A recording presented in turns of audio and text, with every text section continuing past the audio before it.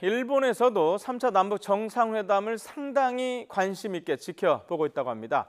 이번엔 도쿄 연결하겠습니다. 황보현 특파원 나와주십시오. 네, 도쿄입니다. 자, 일본 이번 정상회담을 어떻게 지켜보고 있는지 좀 전해 주시죠. 네, 일본 정부는 우선 이번 3차 남북 정상회담이 북미 간 합의 이행을 위한 구체적인 행동으로 이어지길 기대한다는 입장을 밝혔습니다. 스가 요시히데 관방장관은 정례 브리핑에서 이번 회담에서 중요한 것은 한반도 비핵화를 위한 북한의 약속을 포함해서 지난 6월 북미 정상회담에서 이루어진 합의가 완전하고 신속하게 이루어지는 것이라고 말했습니다.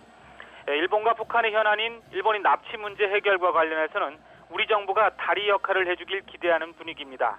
스가 장관은 이와 관련해 이번 남북회담이 일본인 납치 문제 해결에 이바지하는 회담이 돼야 한다라고 언급하기도 했습니다.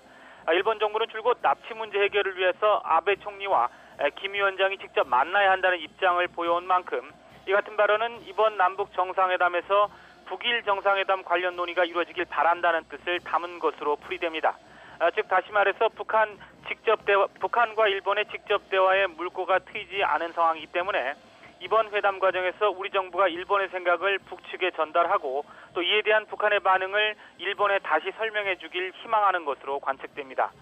이번 정상회담에서 논의될 가능성이 높은 종전선언에 대해서는 좀 신중한 입장을 나타냈습니다. 고노 외무상은 앞서 기자회견에서 비핵화를 위한 북한의 확신한 행동이 나온 다음에 종전선언을 논의해야 한다고 말했습니다. 일본 언론도 이번 회담에 대해 상당히 관심을 기울이고 있습니다.